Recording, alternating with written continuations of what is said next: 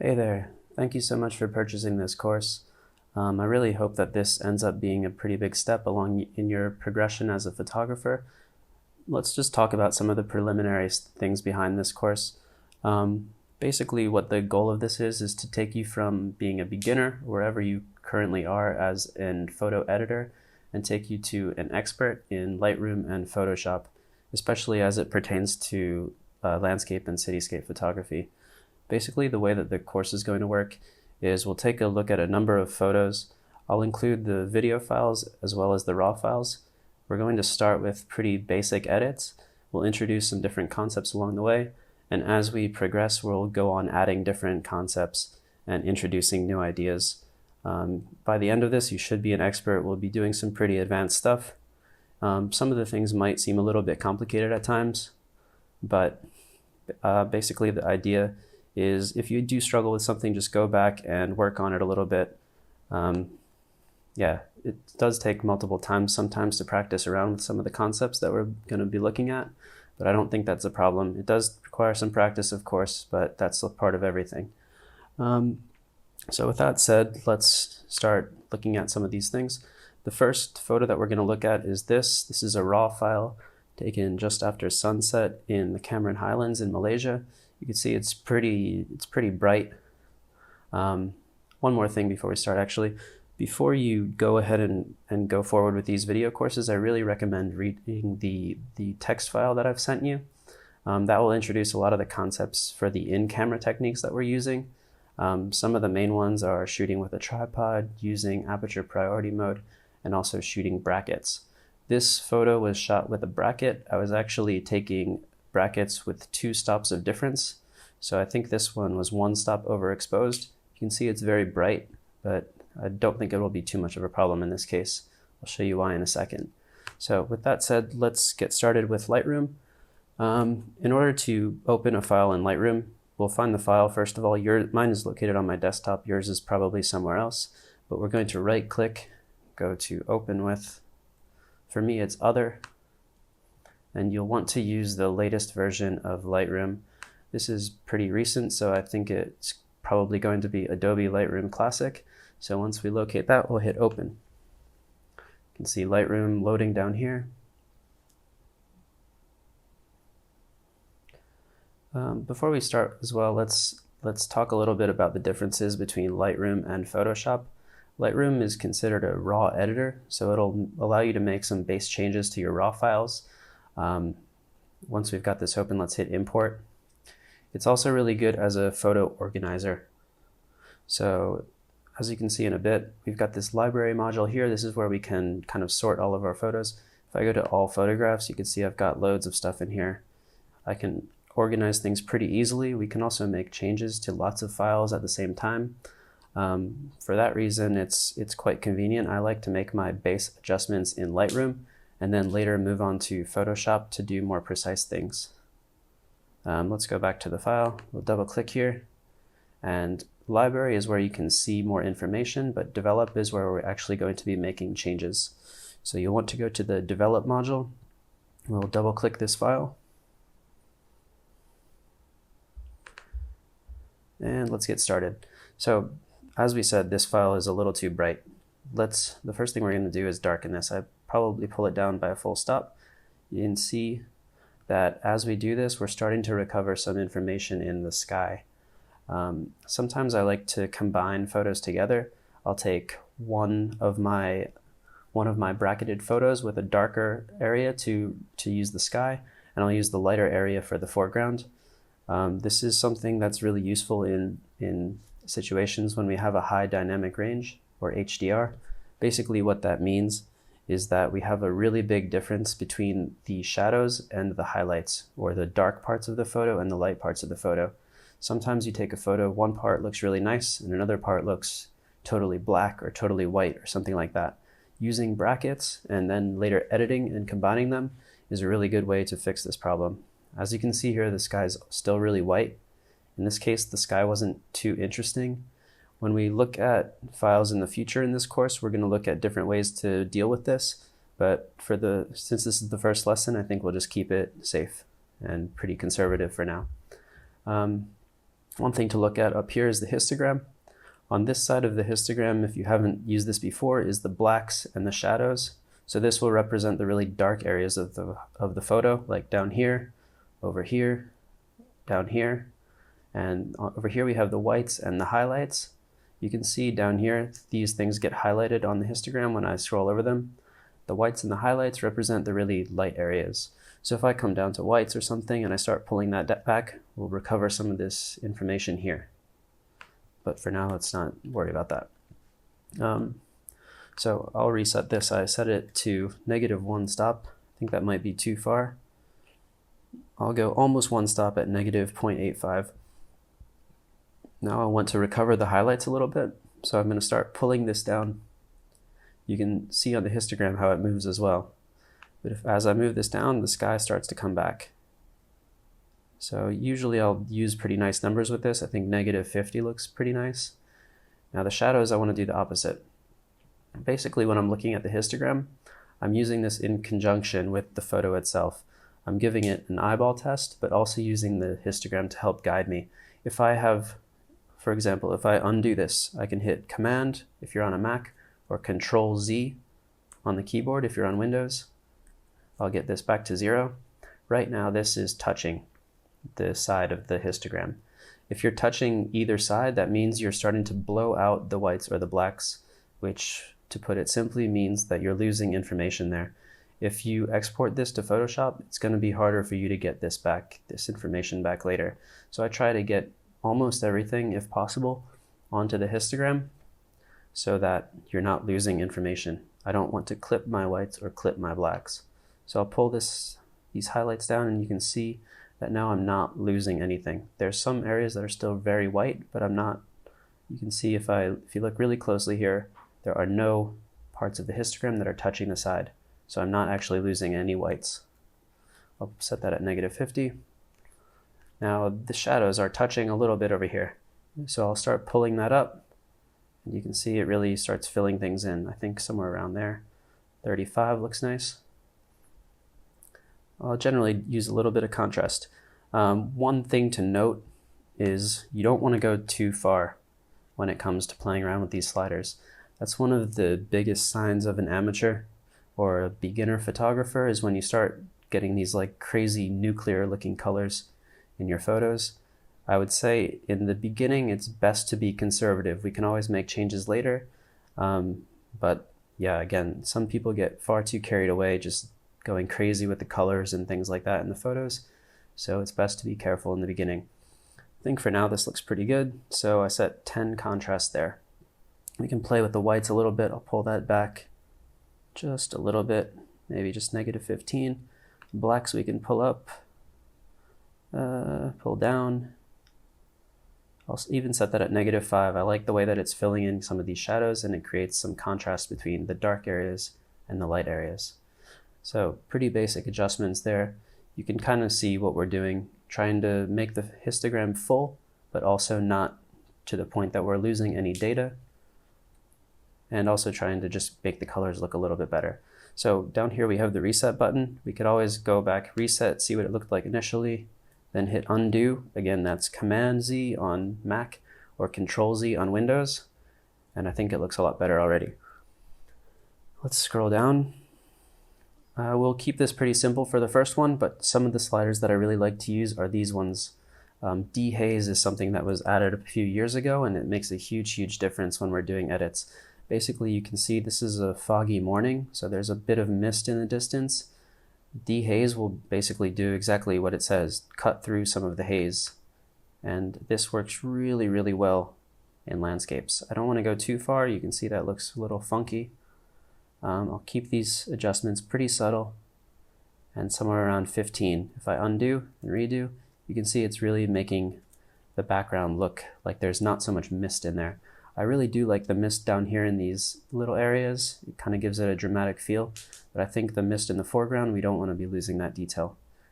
Clarity will also help pull out some details here. If we go crazy, it looks a little too intense. Again, I want to keep this pretty subtle. I think somewhere around 15 or 20 is probably good as well. You can see the before, the after. It really pulls out some of the details and the edges and everything. Texture is also something that's quite new. We'll add, like it says, add texture. This looks far too sharp. I'll pull this down and set it somewhere around 10, I think. So the before, oops, that's way before. Before, and let's go to 10. So the before and the after. I think that looks pretty nice. I might even bring this back just to 5. All right, vibrance is something that I use occasionally. In this case, we've already got a pretty vibrant photo. It's really, really green. If I start going too much on this, it'll not look natural anymore. You can use a little bit of this if you want. Maybe I will do a touch. Just add about 10 and see how that looks. Before, after, subtle, but I think it makes a nice difference. Saturation I tend not to use so much. The difference between vibrance and saturation is that vibrance will apply some of the same effect, but do it more gradually. You can see if we put vibrance to -100, there's still a little bit of green in here. It gives it kind of a monochrome look. If we move saturation to -100, it's just completely black and white. So vibrance will apply this a little more selectively in certain areas. There's certain areas where it thinks it's useful. So I'm actually going to set this just to 5. One more thing I want to look at, maybe a couple more things I want to look at. Here we have different color adjustments. We might talk about this in more detail later on, but in this photo we've got a lot of green. I might want to adjust that a little bit just because there's so much of it. Let's see if we can improve it a little bit. Sometimes this is up to you, it's personal taste. If we go to the hue, you can see on this side of the green we have yellow. On this side of the green we have almost a blue or aqua. If we start sliding it this way, all the green values will start turning a bit more yellow. And this way a little bit more aqua.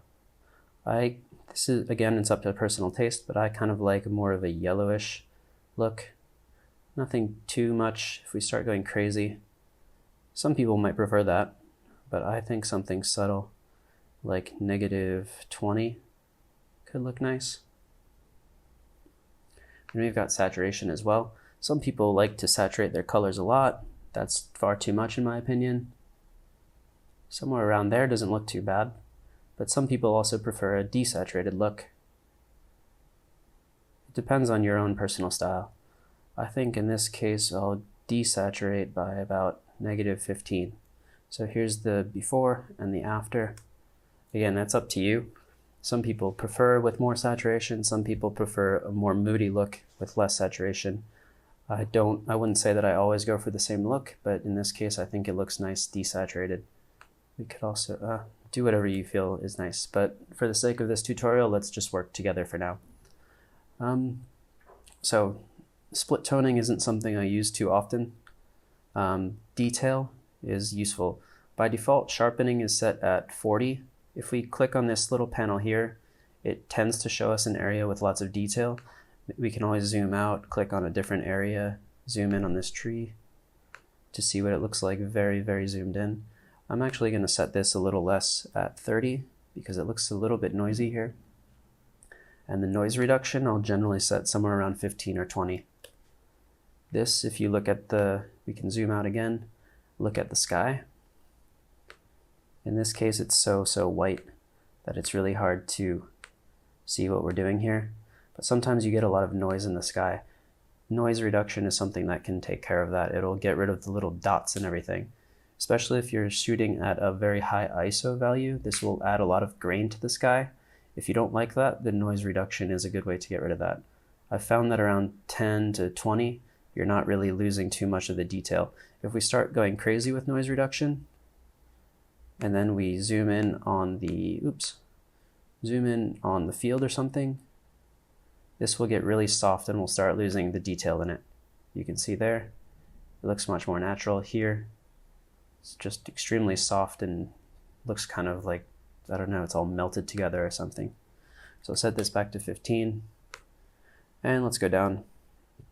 Just to introduce all these concepts to you, chromatic aberration is it's this purple effect that sometimes gets applied around edges in your photo. If you notice that your camera's having an issue with that, then you'll want to check this box. If you don't know any better, I would say just check it anyway. It shouldn't really affect anything. But chromatic aberration is something you generally want to avoid. Profile corrections are also something that can change the look of this. For landscapes, I don't think it makes a huge difference, but when you start looking at cityscapes and lines aren't straight and things like this, then sometimes you need to enable profile corrections. You can find your lens here. Here we have the make of it. You'll want to go in, select whatever lens that you have, and then click enable profile corrections. This is if you think you're having an issue. Some lenses do a better job than others. For now, I don't really feel the need for this, so I'm going to uncheck it. Then down here we have other things. We'll talk about these later on. These can be used more for cityscapes when we have a lot of vertical and horizontal lines, but in this case it's just a landscape with no real architecture. Effects, we can do vignetting or adding grain, other things like that. We're not going to worry about this for now. So that's a pretty basic introduction into Lightroom. Let's hit reset to see what we had before, and then if we hit again, it's Command Z to undo, or Control Z to undo on Windows, Command Z on Mac. We'll do that, and this is the final, at least for Lightroom. But we're not quite done yet. Let's get this image into Photoshop. The way that we'll do that is to right-click, go to Export. We'll go to Export again. This might seem a little complicated at first, but I tend to use similar settings every time that I export. So it's just a matter of memorizing these things. We'll be doing the same step over and over again throughout these lessons, so by the end of this course you should have a pretty good idea for this. Don't invest too much time in it right now. So the first thing, we can export to wherever we want, the desktop, anywhere. I generally export to a subfolder called temp, or like temporary, on my desktop. This is where I keep all my Photoshop files, or at least my final Photoshop files. So I'm going to check this, put in subfolder and temp. Then I'll click rename to custom name. I'll name this Cameron Highlands. You can see that down here, if I don't do this, I'll just have the original name of the raw file, .psd. This .psd means that it's a Photoshop file. If we go down here, we can change it. If I change PSD to JPEG, maybe you just want to export this as a JPEG and send it to someone or upload it somewhere. That's something I do occasionally as well, but if we want to edit in Photoshop, we'll choose PSD. Right here we have color space. This is basically something that will interpret how the colors are going to be read. Different color spaces will affect the colors differently. You're always welcome to go around and play with these, but I prefer the color space Pro Photo RGB. For now, let's just move forward with that. Then we have bit depth. You can choose 8 bits or 16 bits. This is something that will affect the resolution. If you're just following along with these edits and you want your computer to run really quickly, maybe you choose 8 bits. I will always work in 16 if I'm using the file. For now, since I'm just recording a tutorial, I'm going to choose 8 bits, but I would recommend using 16. Resolution you'll want at 300 pixels per inch. And finally, we have this last one, post-processing. This is what do we want to do with the file after we click export. We could export it directly to the desktop and stop, but in this case I want to open it in Adobe Photoshop. If I'm exporting a JPEG, I'll usually hit do nothing. But for now we want to use Photoshop, so we'll hit export. Up here in the corner you can see that it's loading. Sometimes this takes a little while, but that's basically it. So Lightroom I use to organize my files and make the base adjustments. Photoshop, we'll look at it in a little bit, but generally we're just working on one file at a time, and we can do much more precise adjustments. This is done using layers and masks, which is something we'll pop into just in a second. So you can see Photoshop is opening. This will click down here. Currently the latest version is Adobe Photoshop CC 2019. I'm going to get rid of this. So here's the file. You can see over here I've got my layers, channels, paths. Up here I have my histogram and history again. These are the main tools that I'm going to be using the whole time. Not the tools, but the main panels I'm going to be using. So before we start, let's try to make sure that your Photoshop is set up the exact same way as mine. So here I've got histogram and history. If you want to add something, we can come up to Window, and you can find all these other things. Certain things that I'll use occasionally, adjustments. You can see if I do that, it adds it down here. I can drag it, put it up here if I want, put it down in this file, but I'm not going to use this. We can also just drag it around and drop it wherever we want. So I'll close this. You can also close by right-clicking and hitting close.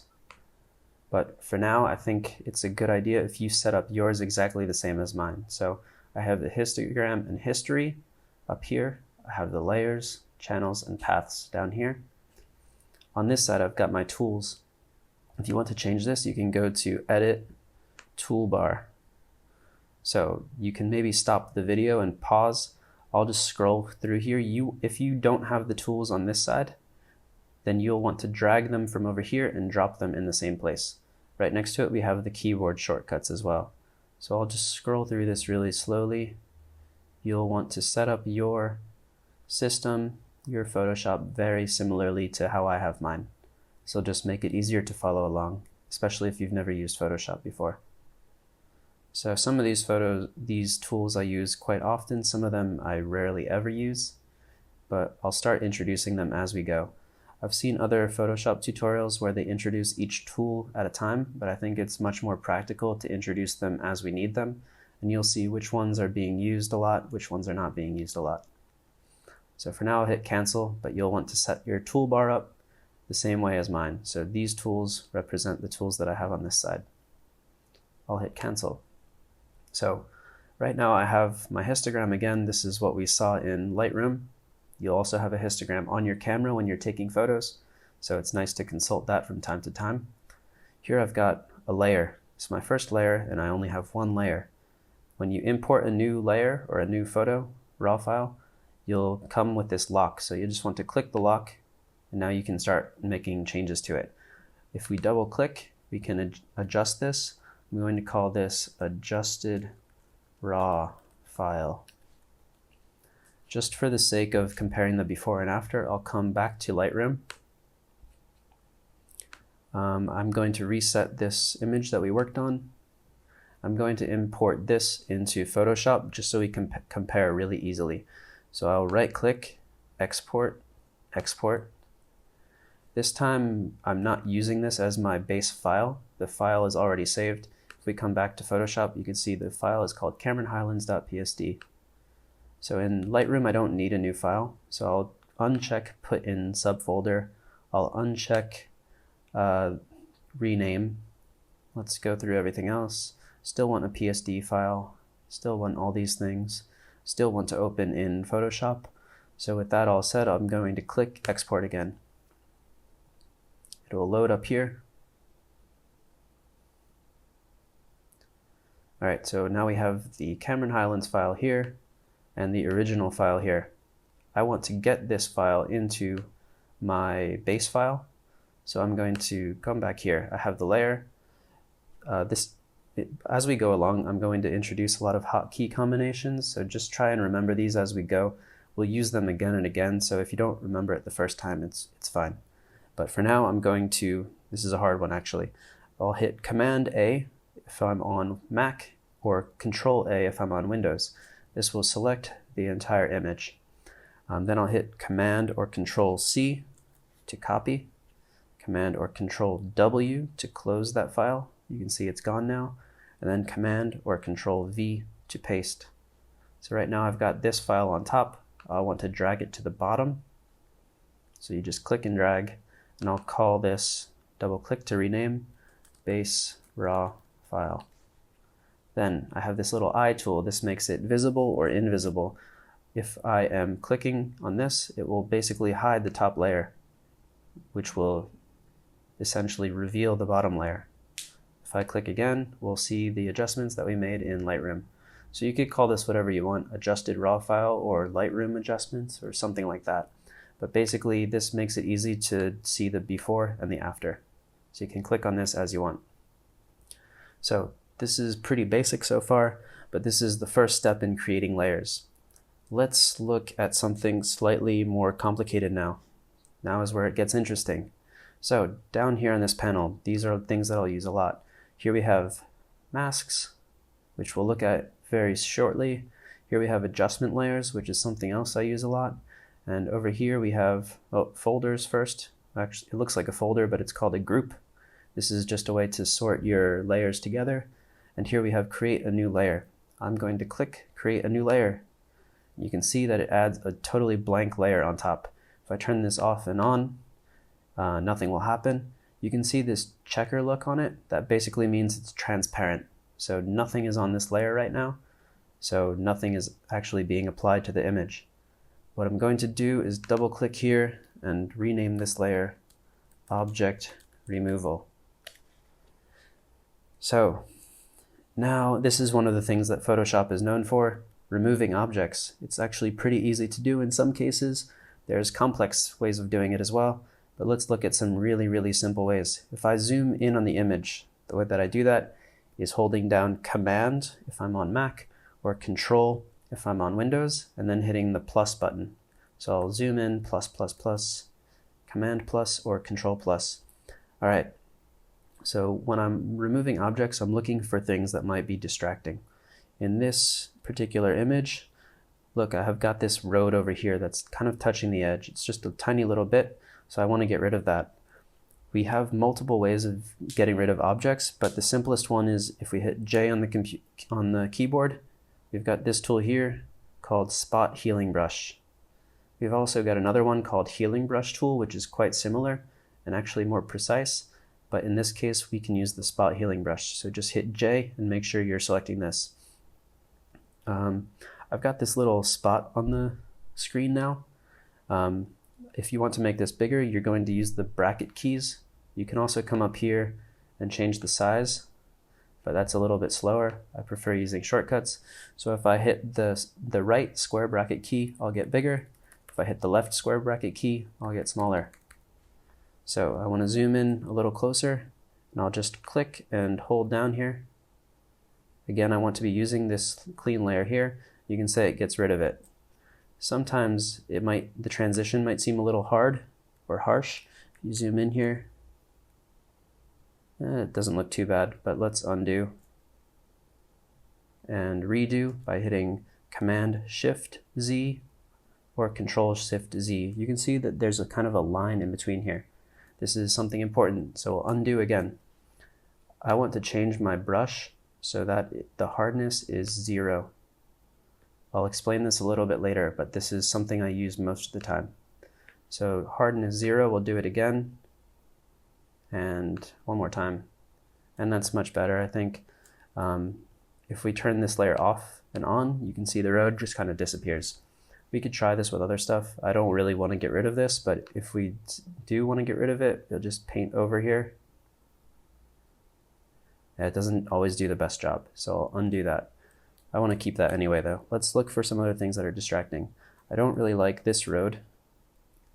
It's just kind of sitting on the edge and not really doing anything for us. So I'll paint over it. And it does an okay job.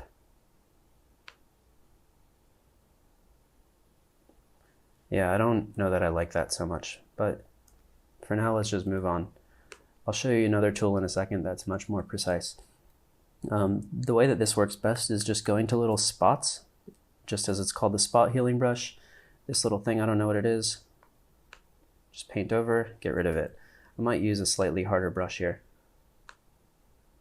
Seems a little weak at the moment. That's better. So this works best when you're just getting rid of little specks and things. This little thing is a little too yellow. Just click and get rid of it. Let's see, other things here. I'll usually want to do this when I'm really zoomed in.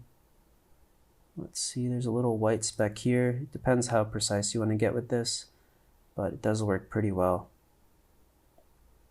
There's a little white speck here. Some of these little bright areas can be slightly distracting.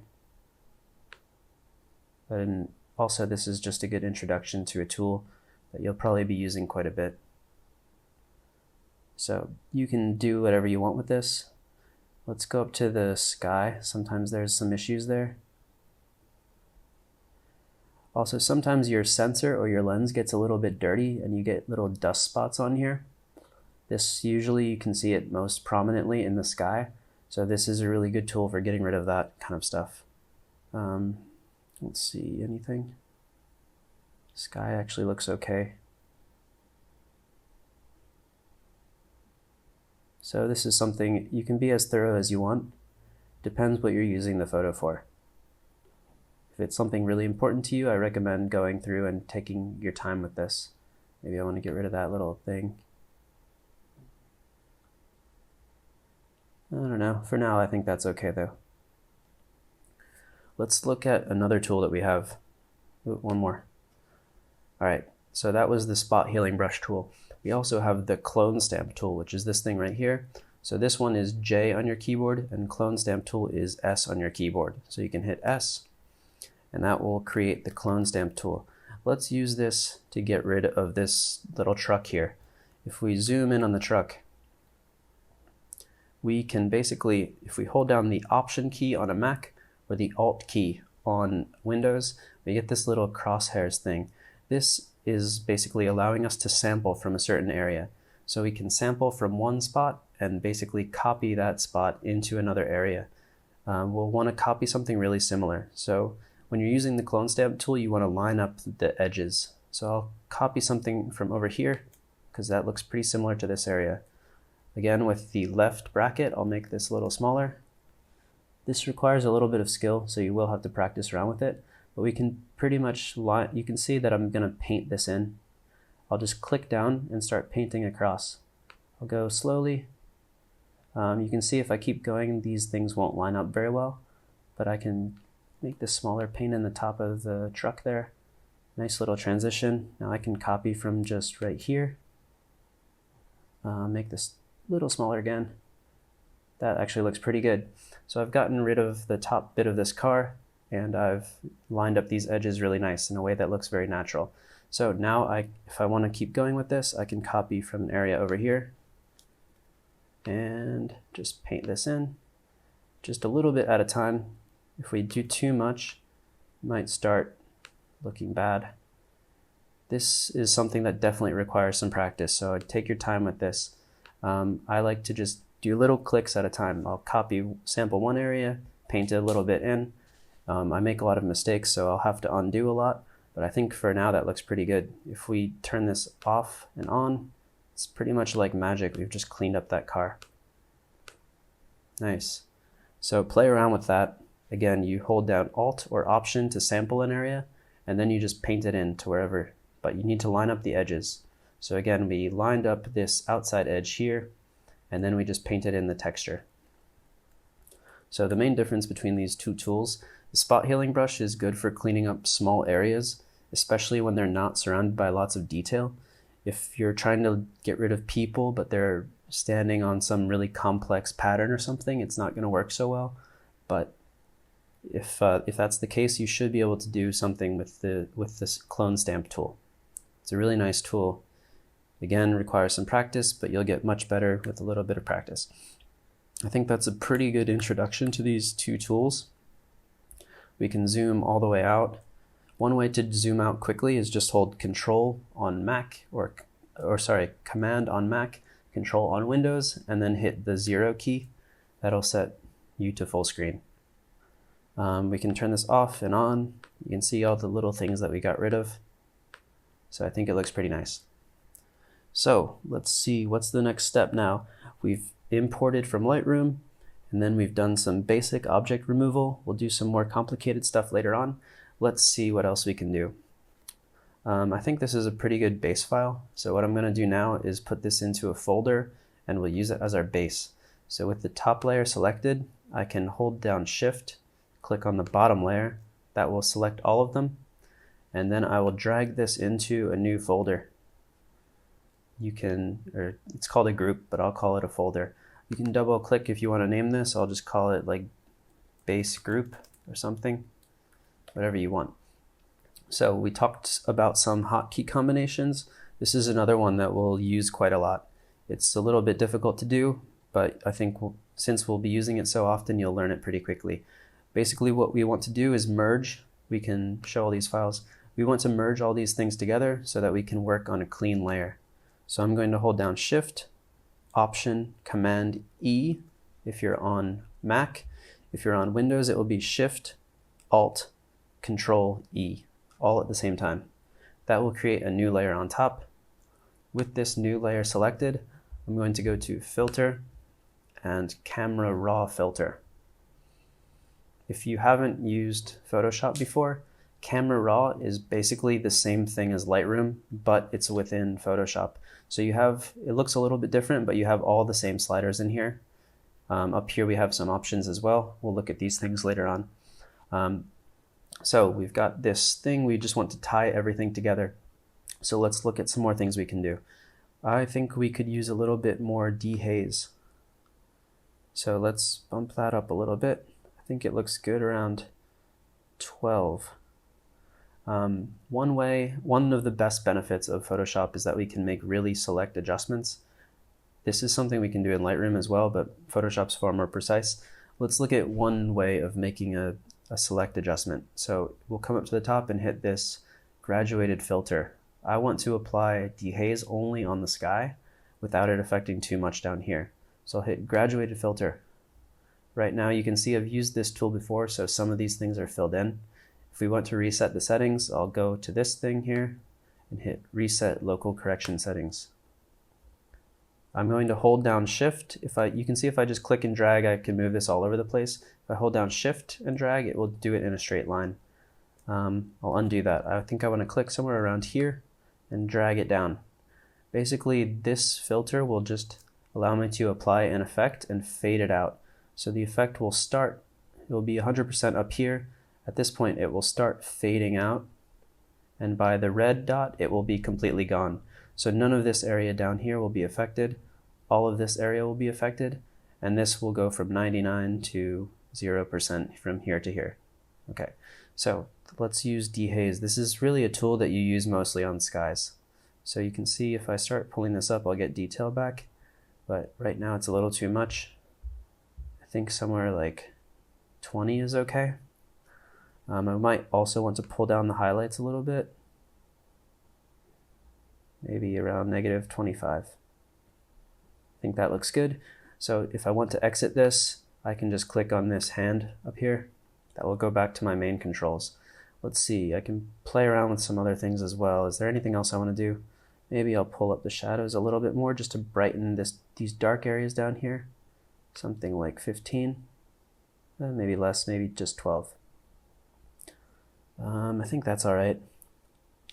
So basically I'm just looking at Camera Raw, making a few minor adjustments again as I think I need to make them. Let's hit OK to accept that. All right, and if we click to turn this off and on, I think that makes a nice difference, especially up here in the sky. As I mentioned before, later on we'll look at different ways of improving the sky, but for now I just want to keep it pretty simple. One thing that I notice here is this area back here I might want to make a little more prominent. I think this is one of the more interesting areas of the photo. We've got all these different layers of hills, and the way that the sunlight is hitting them is quite nice. So I want to kind of draw the person's eye to this. I think there's a couple focal points here. I think this tree with the hills in the background is really nice. I also think this tree with the rolling hills is quite nice as well. So let's create a new layer. We can do the same hotkey combination that we did before, but we could also, in this case, just hit Command or Control J to copy the layer.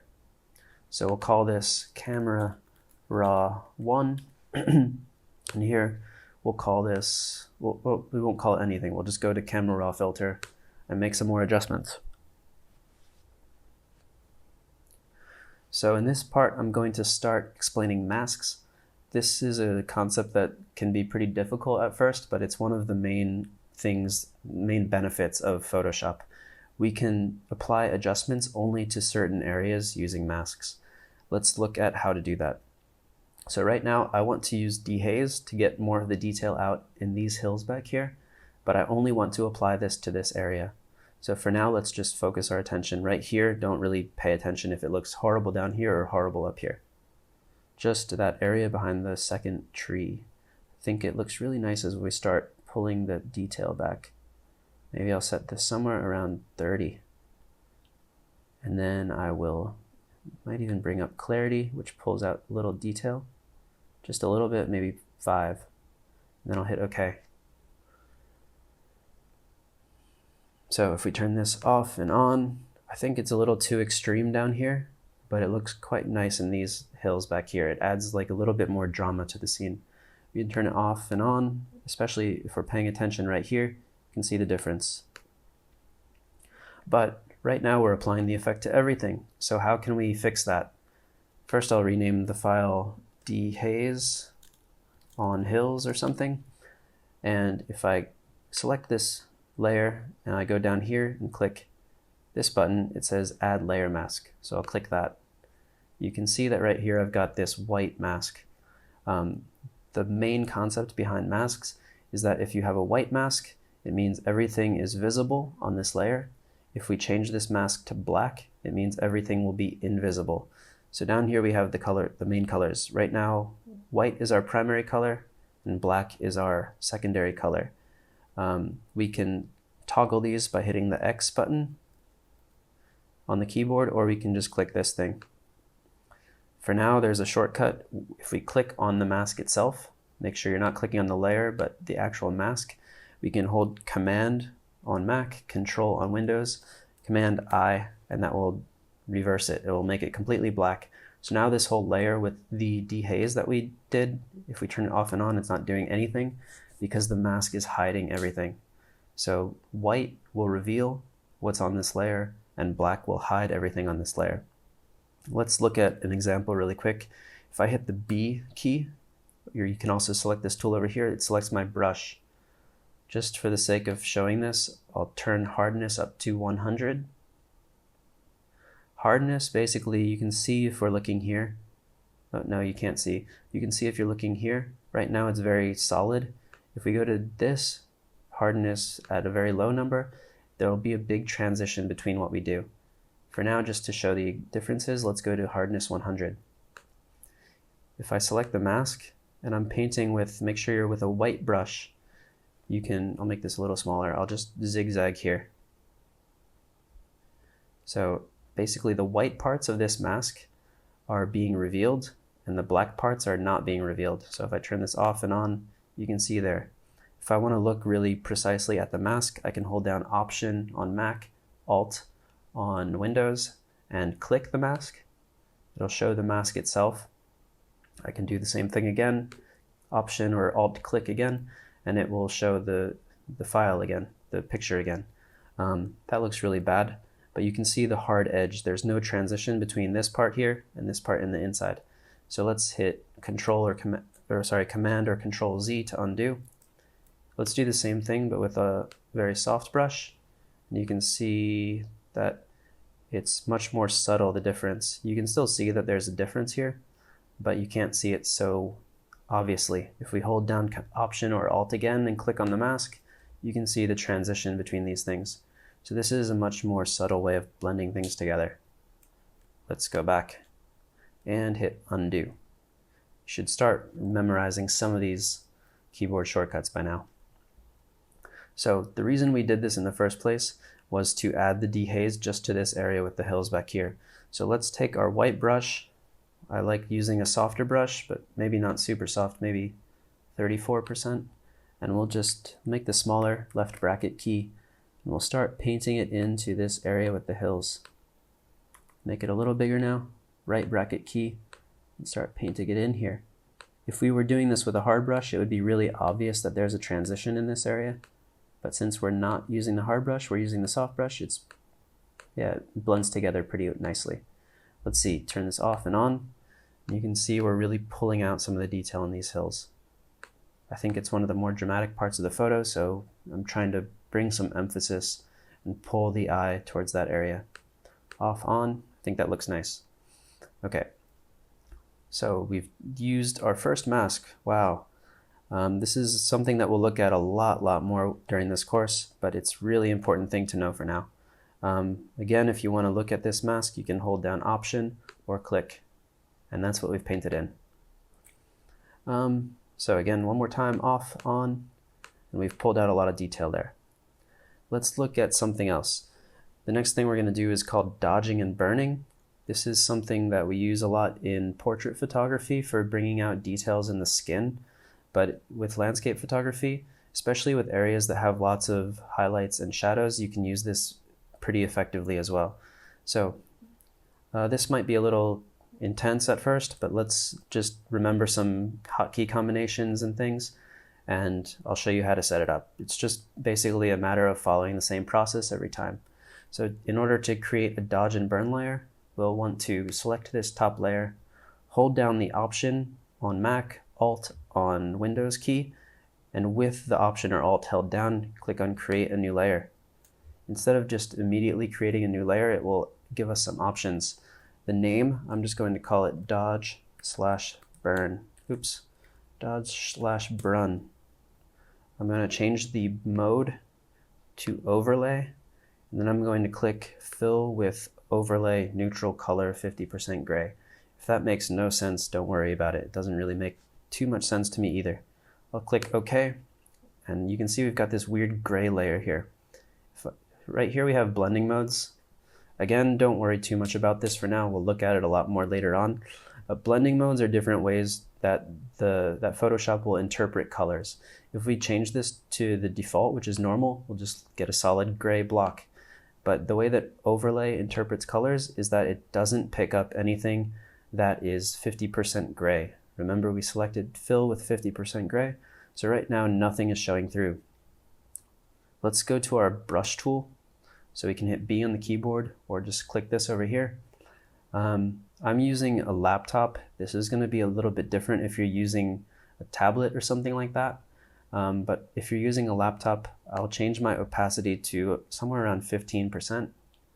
That determines how visible this is.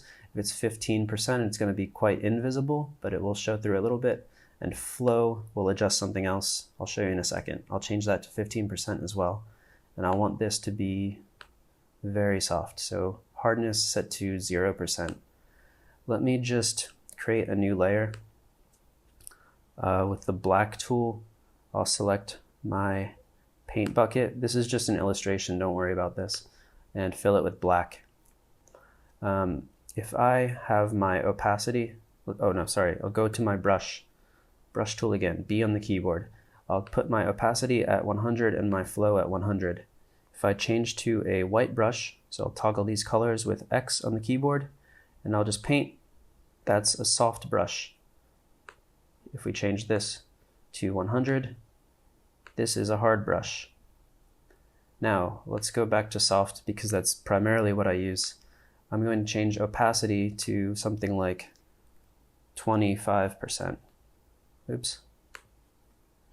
Messed that up. One more time, 25%. If I paint now, you can see it's much less visible. It's only showing through 25%. If I turn this back to 100 and put my flow down to like something like that, you can see this is how much it's dropping it in. This is probably easier to see if I'm using a hard brush. So I'll undo that. Hard brush, and it's basically every time that it's painting a little dot. If I have this at 100, it'll just be a solid line. If I have this at something like 6, we'll undo that and do it again. You can see the dots are really spaced out. So that's the difference between flow and opacity. It might not seem super clear for now. I don't use flow very much. I do occasionally use opacity. Let's just worry about opacity and hardness for now. So this layer is just an example. I'm going to delete it. So I'll click on this and hit delete. Now let's go back to the dodge burn layer. So the way that dodge burn works is dodging will be for the highlight areas, so the light areas of the photo. Let's just show you, and I think you'll understand it much better just by showing. So I'm going to set my opacity to 15% and my flow to 15%. If I go too much more than that, it's going to start looking really extreme. Basically, the concept here with a very soft brush, 0% hardness, I'm going to start painting in the areas of the hills that are lighter.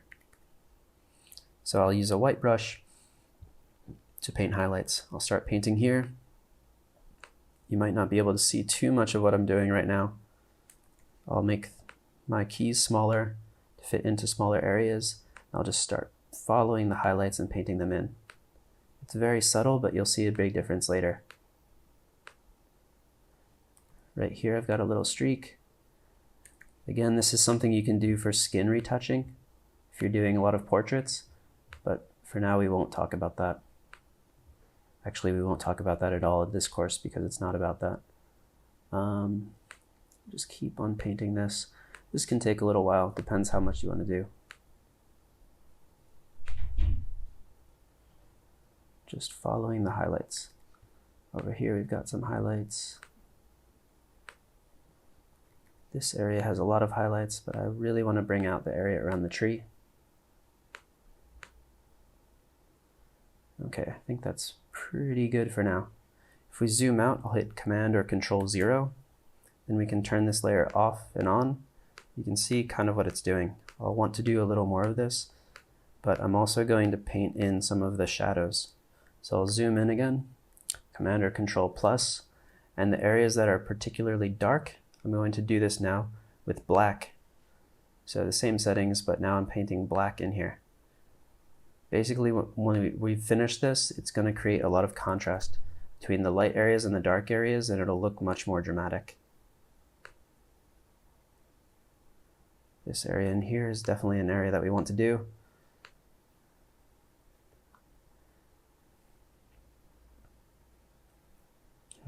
Right in here.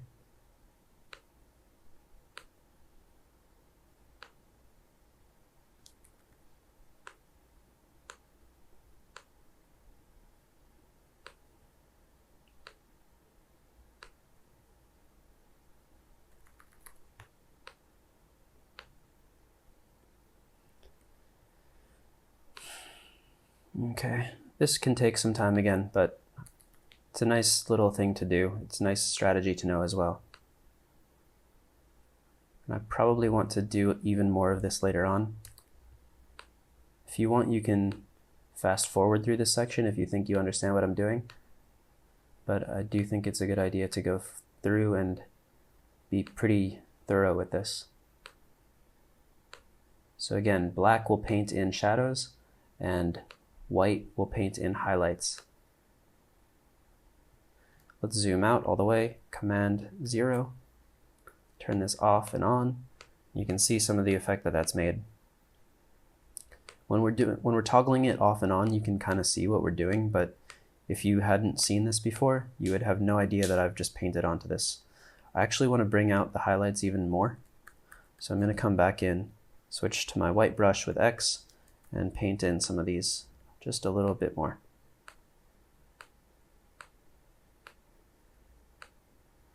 It's a nice technique. I don't use this too much when it comes to, I'll undo that one, I think I went too far. Don't use this too much with cityscapes, but with landscapes, it's a pretty useful tool.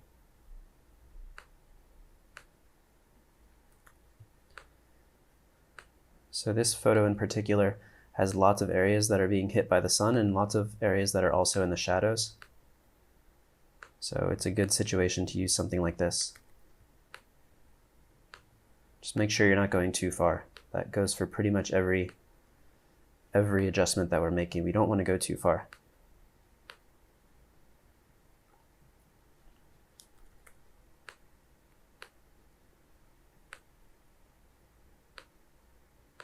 Might add a little bit of highlights to the edge of this tree, since that's one of the focal points of the photo. If I undo that, you can see a little bit of difference. Makes a big difference in the end. All right, let's just move on. So I'll hit Command 0 again to zoom out, and you can see if we click to turn it off and on, it's really creating some drama there. If we ever think we've gone too far, we have an opacity slider here. We can turn that down and up. You can put it at like 50% or something. I think I'll keep it around 90. I think it looks pretty good. So off and on one more time. Yeah, that's fine. Okay, so we've done object removal. We've looked at masks a little bit. We've looked at camera raw, and now we've just looked at dodge and burn. We'll wrap this up pretty soon, but let's look at some adjustment layers. If we go to this panel down here, we can click on it And these are our different adjustment layers. We'll look at some of these, not all of these, throughout the course, but I'll show you the ones that I use most often. Another thing you can do is come up to Windows. If you click Adjustments, you'll have all of these. You can drag this into here somewhere. And these are all the adjustment layers that we have. I don't really need this because I'll just use this tab. So I'm going to right click and close, but if you find that that's easier, then you're welcome to do that. First, I'm going to go to Curves. This is something that you'll probably see quite a lot. If we click on Curves, you can see it creates a new layer up on top here. It's called Curves 1. I'm going to call this Selective Curves or Selective Highlights or something like that. You can see it creates a white mask automatically, so this whole layer is completely visible. The basic concept behind curves is to create some contrast. Generally, what you'll see people doing is creating a point right here on the curve. You can just click on it, pull up the highlights a little bit, and then pulling down the shadows a bit. This is one way of making contrast adjustments. You can see it's pretty dramatic. You'll want to do this to taste, but generally, when we click on this again, you can see it's a bit of an S-curve. So you'll hear people talking a lot about S-curves when you really get into editing. If I turn this off and on, yeah, it looks okay. I think I might have gone a little too far though, and I want to show you some other things first, so I'll delete this.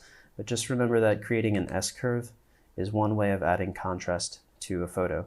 This is something you'll probably see a lot if you really start diving into landscape editing or just editing in general. Let's delete this and let's go back to adjustment layers and create a curves layer again. Curves. This will come up. Basically what I want to do is just click somewhere in the middle and boost the colors. Right now I'm looking around some of the focal points of the photo. So remember we talked about this tree back here. These are some of the things that draw the viewer's attention. So I want to boost this a bit, maybe not too much, but somewhere around there. And then I'll close it. I'll call this, again, Selective Curves. This is something that we can use kind of similarly to the dodging and burning. I'll use it to create little spotlights on the photo actually. So right now we've got a white mask. I want this to be black so that nothing is currently showing. So if you remember, we can invert the mask by holding Command or Control I, and that will turn everything off. Then I'll go to my brush tool, B on the keyboard, select hardness 0. Right now I want opacity at 100, I think, flow at 100. I'm going to zoom in here. With the mask selected, I just want to create little white spots in the areas around some of my focal points. I can paint this into the highlights as well. It would be really similar to doing the dodging and burning like we just talked about, but for now I'm just going to use a brush to paint in. I think I've gone too far there.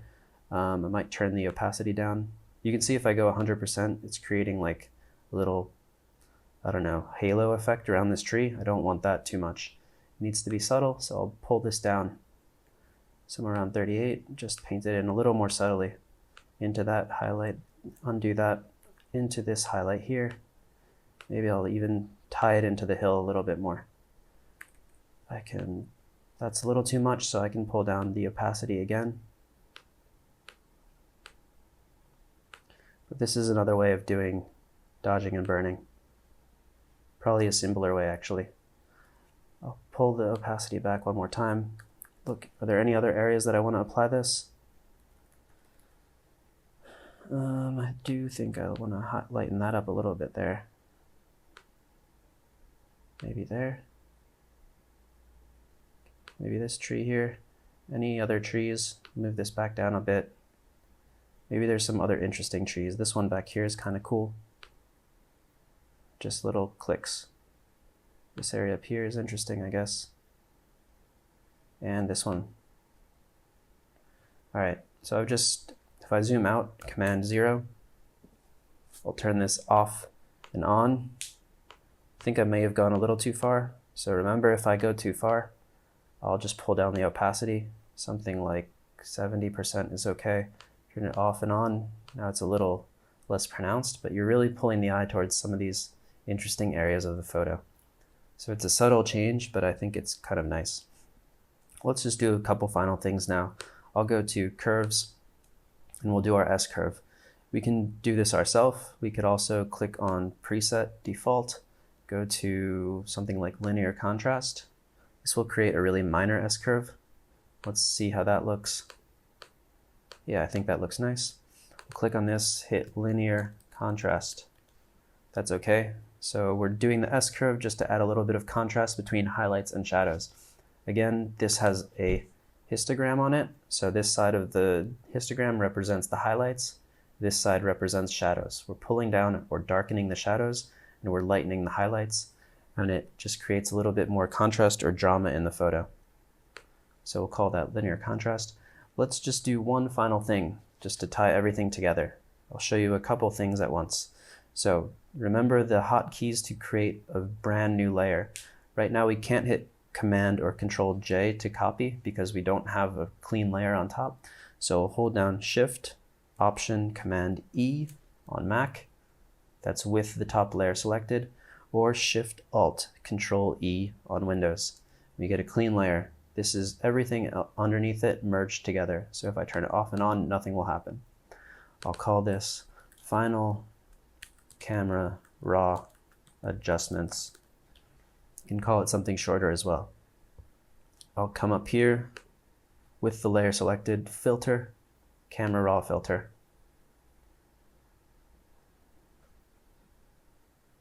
Let's just look at a few ways to kind of spice up the photo and make it more dramatic. We looked at graduated filters already. Let's do that again. You can see we have our settings from the last time. So I'll click here, hit Reset Local Settings. I want to create a little gradient on the bottom here just to bring the viewer's eye into the photo. This is something I like to do a lot. There's nothing really of value down in this photo, in this corner. Also, I don't really like these bushes on the sides. We could just crop the photo differently, but I think this is a nice way to lead the viewer's eye into the main portion of the photo. So I'll add a gradient. The way that I'll do that, again with graduated filter, I will hold down Shift to make it straight somewhere down here. I'll pull it up to around here and unclick. So down here it's 100%. From here to here it starts fading in, and up here the effect will not be visible at all. I'm just going to pull down the exposure. I might actually want to drag this. If I click on this, I can drag it up a little bit. I might want to pull this down so it doesn't go past the tree. Something like that. Pull down exposure to -1. So 1 stop underexposed. That's decent. I'll hit New. I might actually do this again. I'll click one more time and do it once again. This one's slightly different than before. I want this to end down there, start down there. Maybe I don't. Pull it up. Decrease my exposure even more. Somewhere around there.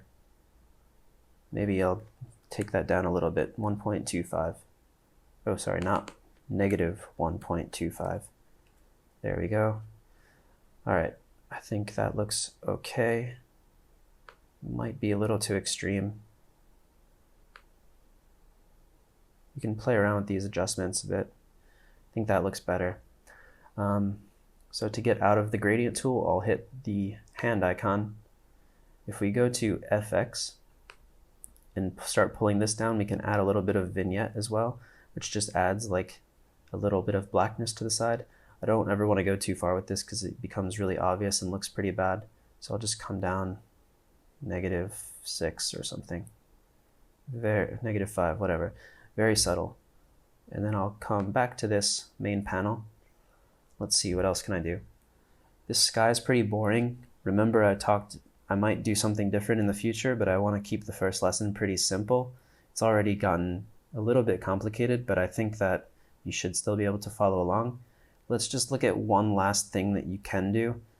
In this photo, we have the sun on this side over here. You can tell because of where the light is on the hills. So the sun's coming in from this side. Some people like adding a sunburst.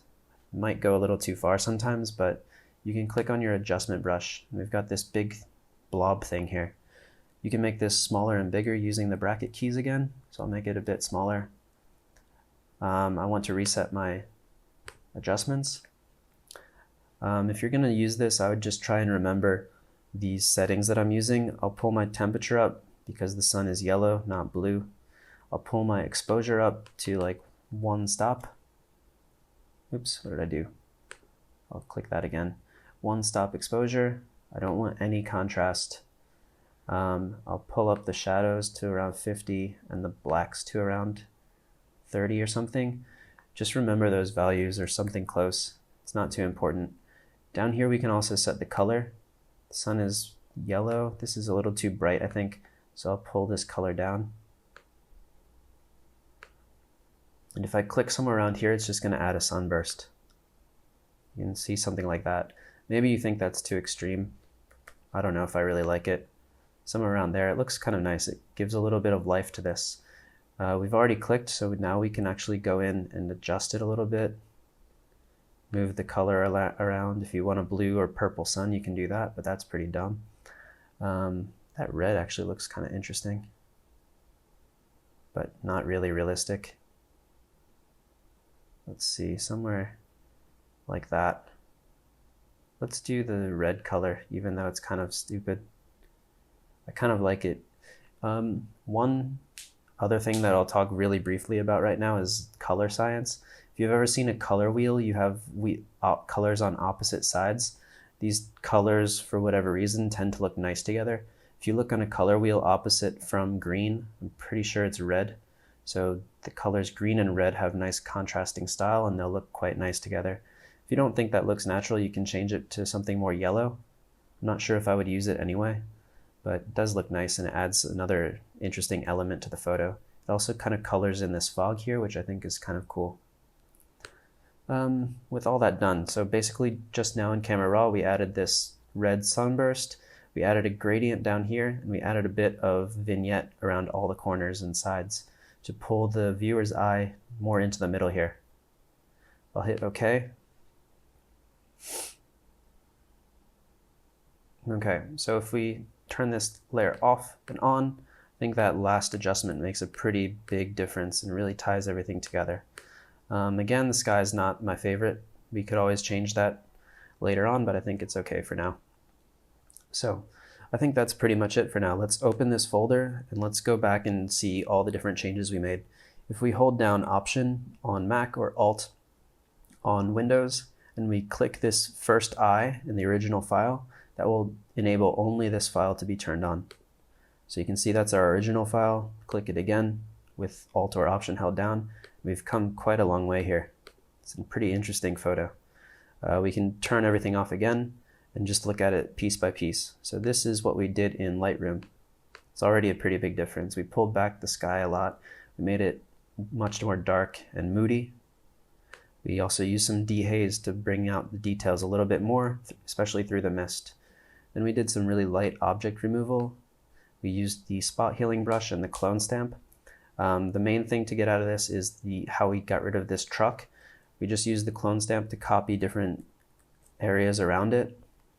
You have to match the lines up. It's easier said than done, and it does take some practice, but I think that you guys will get it in no time. Zoom back out, Command 0. We put that into a folder for our base image. Then we did some Camera Raw adjustments. I think we used some dehaze and a little bit of contrast. We also pulled the sky back using a graduated filter so that we're only affecting the sky. Then we looked at our first mask. We applied dehaze really heavily in this area, and using this mask, we applied it only to the white areas. If I hold down Option or Alt click, we can click on the mask. That's where the dehaze effect is being applied. So we'll look a lot more at masks in the future. Then we used dodge and burn. Try to remember the steps for that. So we create this gray layer, set the blending mode to overlay, and then we paint white on here for the highlights, and we paint black on the shadows, and it creates some contrast. Off, on, off, on. Then we did our selective curves. If we double click on this, we can always go back and change it. So we just boosted up the colors a little bit just to give it some more life. And then using a black mask, we painted with white on certain areas that we wanted to bring the focus. So right around here on this tree, right around here on this tree. Click to turn on, off, on, off. I think that looks nice. Then we just did a basic curves adjustment on the entire image. We did linear contrast. You can do this manually just by dragging the highlights up a little bit, shadows down a little bit, and we talked about the S curve. Or you can just go in and click linear contrast. If we change this to medium contrast, we'll get something a little more intense. I think that's too much. Go back to linear contrast. We'll close that, and then we created one final camera raw filter.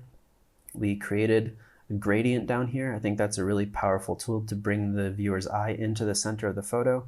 We added a bit of a vignette, and then we added a big adjustment brush using red and a bright red color to kind of create the effect of the sun providing some light into these dark areas and onto the mist. I think it looks pretty good overall. If you want to save the image, you can come to File and hit Export, Export As. These are, I should probably have said this earlier, but these are my images. They're pretty much just meant for you to have for educational purposes. You're not actually allowed to use these for your own. It would be copyright infringement. I feel like I don't need to say that, but you should know better. Just don't let me see these photos showing up anywhere and you claiming that they're your own. You're welcome to use these for whatever, as long as it's for educational purposes, but please don't claim these photos as your own. Please don't go and post them on social media or something. So right now we're exporting. You can export as PNG or as JPEG. These are my dimensions here. You can click this to save the copyright and contact info. Choose your color space again, and then you'll just export it. Then if you want to export, it'll come up like this. You can choose the location. I'll choose my desktop. Hit save.